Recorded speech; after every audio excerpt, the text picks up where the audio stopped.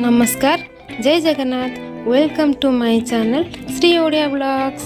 आसंतु आज मु बनैबी dum baby potato किंतु एठी गोटे ट्विस्ट अछि। समस्ते तो बहुत सारा ऑयल एंड स्पाइस रे बनाउछंती किंतु मु आज कम ऑयल एंड कम स्पाइस रे बनैबी दम बेबी पोटैटो। आसंतु देखिबा दम बेबी पोटैटो रेसिपी रो टीट एंड बीट टेक्निक।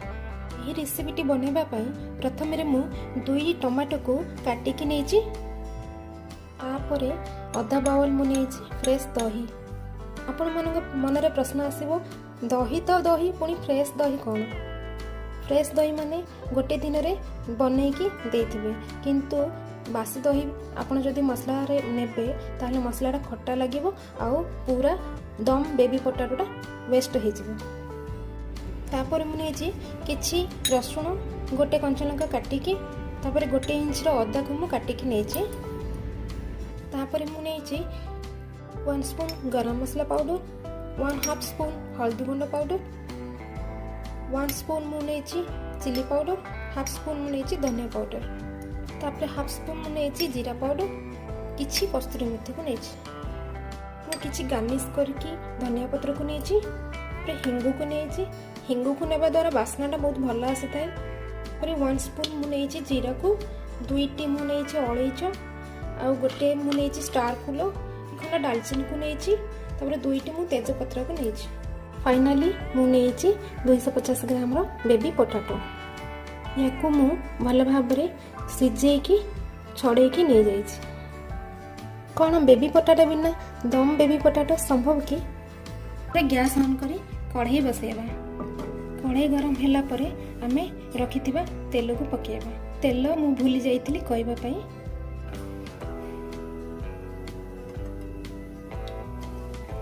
मु अल्प तेल को नेछि।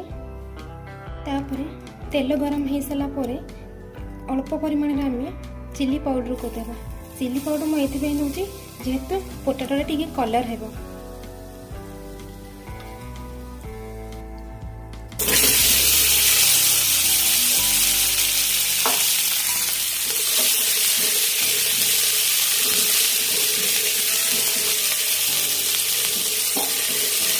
चिली पाउडर न देकी खाली ऑयल रे भी फ्राई करि परिबे। जेहेतु टिके कलर देखा जिबा पई मैं चिली पाउडर पके।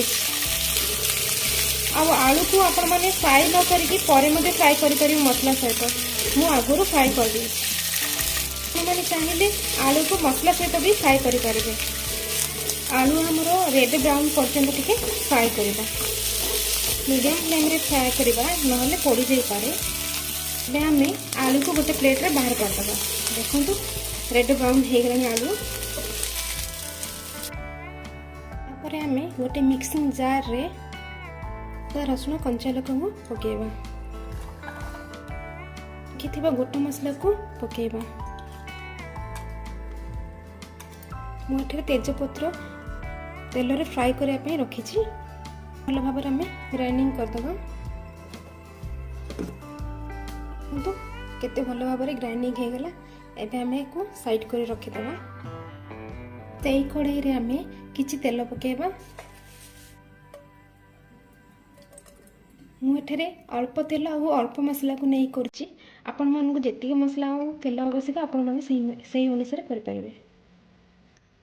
तापरे गोटे स्पून मु जीरा को और तेजपत्र को पकोछि।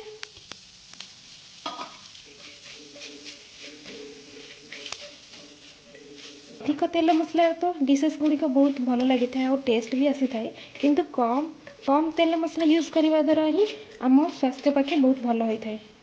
चॉप कर रखि पियाज को ढालुची। को आम रेड ब्राउन पर्यटन फ्राए करवा। हाई फ्लेम रे फ्राए करवा। बर्तमान में ग्राइंडिंग कर रखि मसला गुड़ी को पकेगा।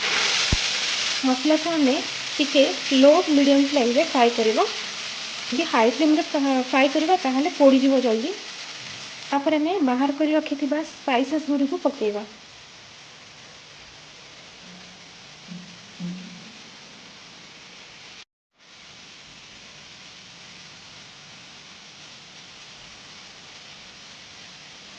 तापर भल भाव में मिक्स करदे।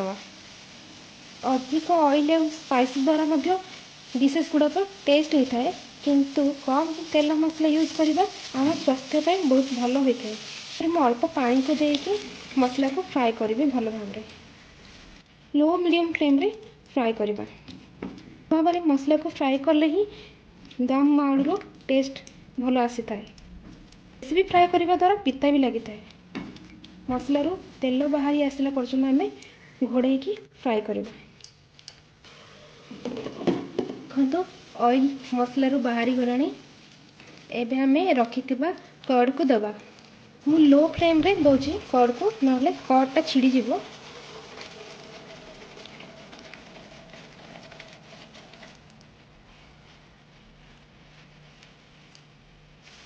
मसलाटा भल भाव में कषि गला। एबे हमें रखी हिंग को दबा। भल भाव मिक्स करवा। तापरे फ्राए कर रखि बेबी पोटाटो को पकेवा। भल मिक्स करवा।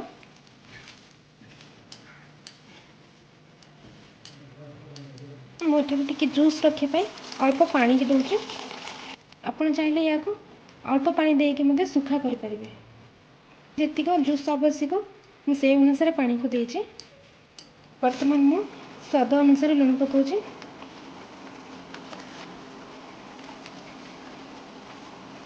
तापरे भल भाव में मिक्स करदे।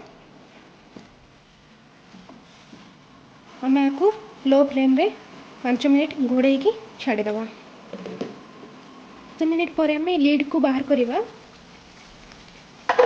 देखो केते भल भाव में आमर दम बेबी पोटाटो रेडी हो जाए। एबे आम रखि कस्तूरी मेथी को पकेवा।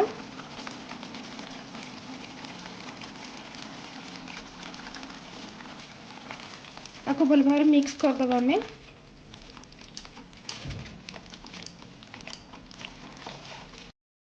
Wow looking so nice. वर्तमान रेडी हो गला आमर दम बेबी पोटाटो। देखो या आपण भात सहित किंबा रुटी पराठा सहित लगे खाई पारे। यही मो स्टाइल रे थरे बनैकी खातु एवं इजी एंड यूनिक रेसिपीर वीडियो पाइबा आपण मो चैनल को सब्सक्राइब करदेवे। रोची जय जगन्नाथ।